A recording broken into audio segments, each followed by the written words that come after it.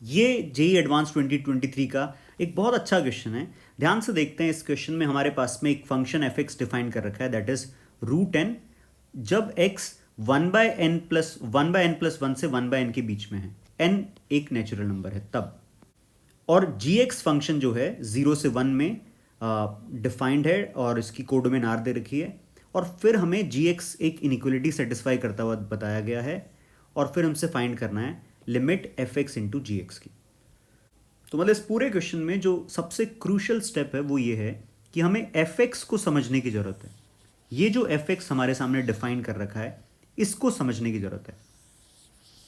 तो question start करने से पहले एक बार खुद से तुम सोच के देखो कि तुम्हारे हिसाब से एफ एक्स क्या कहना चाह रहा है। मतलब इस फंक्शन में एक्स की वैल्यू रखने पर एफ एक्स का आउटपुट क्या आएगा। ठीक है, अब अगर तुमने इसको सोचा होगा तो एक छोटी सी चीज चेक करते हैं। जैसे मान लो मैं तुमसे पूछूं कि एफ ऑफ 1/4 कितना आएगा, तो एफ ऑफ 1/4 का मतलब यहां से अगर देखें तो वैल्यू आ जाएगी √3। वैसे अगर मैं तुमसे पूछूं एफ ऑफ 1/3.3 अगर लिखा हो तो भी वैल्यू कितने आएगी, √3 आएगी। कहीं लिखा हो एफ ऑफ 1/7.3 लिखा हो तो वैल्यू आ जाएगी √7। तो ध्यान से देखा जाए तो इसका बिहेवियर कुछ कुछ बॉक्स के इन्वॉल्वमेंट जैसा है। मतलब ऐसा लग रहा है कि शायद यहां पे GIF ग्रेटेस्ट इंटीजर फंक्शन की बात हो रही है। तो इसको समझने के लिए अगर मैं x को रख देता हूं 1/t, तो जिस तरह से x पर कंडीशन है उसी तरह से किस पर आ जाएगी, t पर आ जाएगी। तो t बिलोंग्स टू हो जाएगा n से n+1, और यहां पे n पर ओपन ब्रैकेट, n+1 पर क्लोज ब्रैकेट। fx अभी भी क्या है, √n है। तो हम ध्यान से देखें, अगर t बिलोंग्स टू n से n+1 के बीच में है और fx की वैल्यू √n के इक्वल आ रही है, यहां से इसको और √n को ध्यान से देखो, तो इसका मतलब यह हुआ कि t की वैल्यू के अकॉर्डिंग रूट के अंदर क्या आ रहा है, n आ रहा है। तो चाहे t n और n+1 के बीच में कुछ भी रहे, इसके अंदर क्या वैल्यू मिलेगी, n मिलेगी। बस थोड़ा सा ये अपने कन्वेंशनल GIF से डिफरेंट इसलिए है कि GIF में तो क्या होता है, जो हम रेगुलर पढ़ते हैं उसमें होता है ग्रेटेस्ट इंटीजर लेस देन और इक्वल टू x। जैसे अगर मैं बात करूं तो बॉक्स x हमने कैसे डिफाइन करते हैं, ग्रेटेस्ट इंटीजर लेस देन और इक्वल टू x।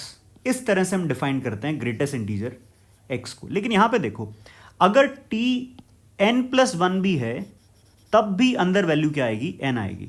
तो इसका मतलब अगर मैंने 1.2 रखा तो भी यहां पे 1, 1.3 रखा तो भी 1, 1.9 पर भी 1, और 2 पर भी क्या रहेगा, 1 ही रहेगा। तो डेफिनेशन थोड़ी सी डिफरेंट है जो हमारा कन्वेंशनल GIF है उससे।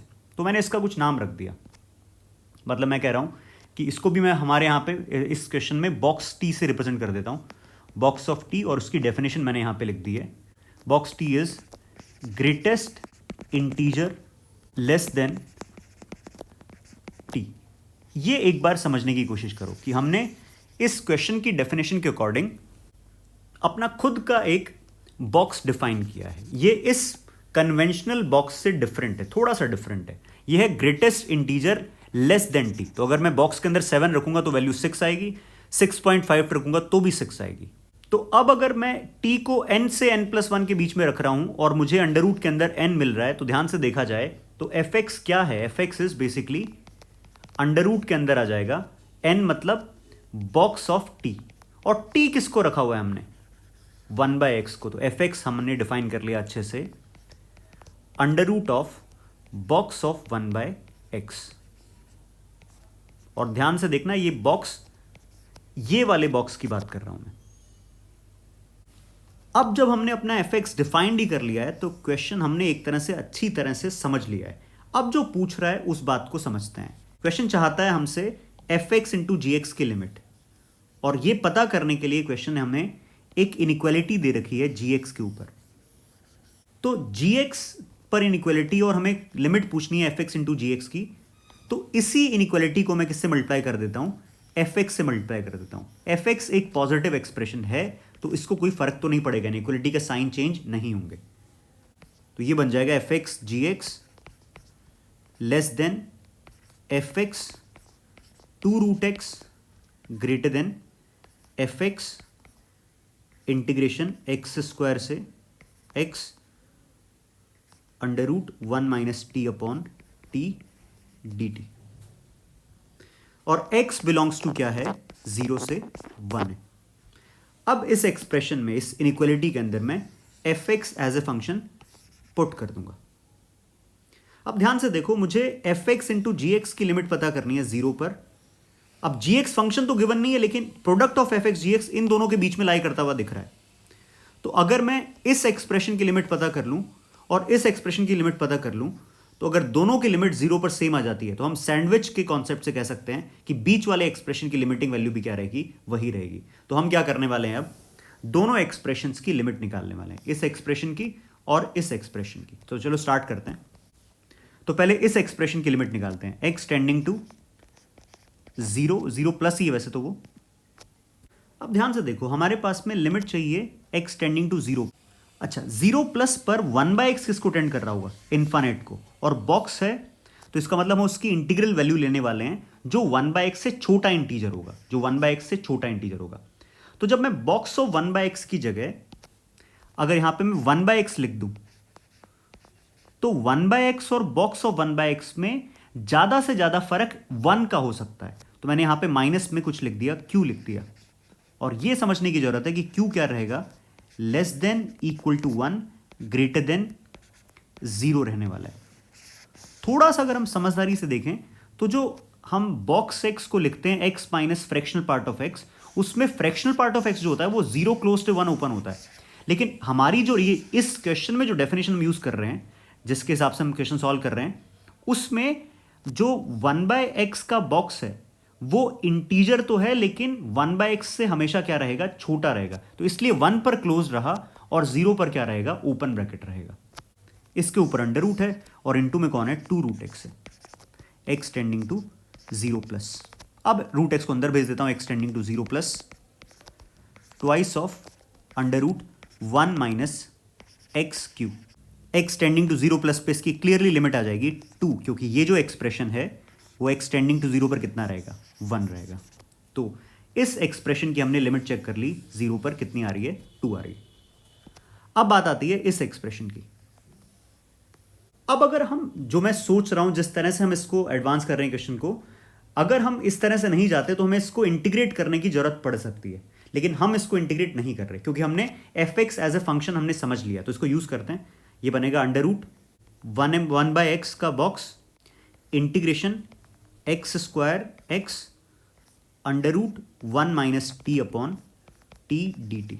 एक्स टेंडिंग टू कितना है, 0, मतलब 0 प्लस ही है क्योंकि हम 0 से 1 के बीच में बात कर रहे हैं। फिर से मैं क्या करूंगा, अंडर रूट बॉक्स को मैं डिफाइन करता हूं। तो मैंने लिखा under root 1/x minus q. Q कौन सा, क्योंकि हमें पता है 1/x और बॉक्स ऑफ 1/x में से बड़ा कौन रहेगा, 1/x। क्यू क्या हो सकता है, a number between 0 to 1। Into में तो ये इंटीग्रेशन है ही, x टेंडिंग टू 0 प्लस। अब इसको थोड़ा और सॉल्व करते हैं। तो ध्यान से देखें, हमारे पास में ये बनेगा x tending to 0 plus 1 minus q x under root upon root x integration x square से x under root 1 minus T upon T D t. ध्यान से देखो, ये कैसा है, x टेंडिंग टू 0 पर 1 है और ये फाइनाइट है, फैक्टर है, तो इसकी वैल्यू 1 रख देते हैं हम यहीं पे। मतलब इसको साथ में घसीटने की कोई ज़रूरत नहीं है, ये कितना है, 1 है, इसकी हम लिमिट पुट कर सकते हैं यहाँ पे। तो ये स्टेप बन जाएगा x tending to 0 plus integration x square से x under root 1 minus T upon T D t upon root x. अब मैं यहाँ पे न्यूमरेटर डिनोमिनेटर में एल हॉपिटल लगा दूंगा। एल हॉपिटल लगाने का मतलब, क्योंकि एक ऐसा फॉर्मेट है 0/0 का फॉर्म है, तो न्यूमरेटर को डिफरेंशिएट करके लिख दूंगा और डिनोमिनेटर को डिफरेंशिएट करके लिख दूंगा। न्यूमरेटर को डिफरेंशिएट करने के लिए मुझे न्यूटन लेबनीज लगाना पड़ेगा और डिनोमिनेटर का सीधा हम डिफरेंशिएशन लिख देंगे। तो यहां से आएगा x tending to 0 plus 1 minus x, ये इनटू में 1 minus under root 1 minus x square upon x square into 2x divided by 1/2 root x. और इसको अगर थोड़ा अगले स्टेप पे लिखते हैं, x tending to 0 plus twice of under root 1 minus x minus 4 root x under root 1 minus x square. X tending to 0 plus limit put करेंगे तो ये कितना हो जाएगा 1 रूट एक्स मतलब 0, पूरा एक्सप्रेशन 0, तो लिमिटिंग वैल्यू आ जाएगी इसकी 2। तो अब हमें समझ में आ गया कि हमारी पास में जो ये दोनों एक्सप्रेशंस हैं, मतलब इस एक्सप्रेशन की भी कितनी लिमिट आ चुकी है 2, और इस एक्सप्रेशन की लिमिट भी कितनी आ चुकी है 2। तो बीच वाला जो एक्सप्रेशन है f x into ji x as x tending to 0 पर लिमिटिंग वैल्यू क्या देगा 2 देगा। तो आंसर क्या आ जाएगा हमारा 2 ही रहेगा, क्योंकि इस एक्सप्रेशन की और इस एक्सप्रेशन की लिमिटिंग वैल्यू क्या है बराबर है। तो सैंडविच आंसर क्या आ जाएगा 2। तो आंसर लगाया हमने सी ऑप्शन।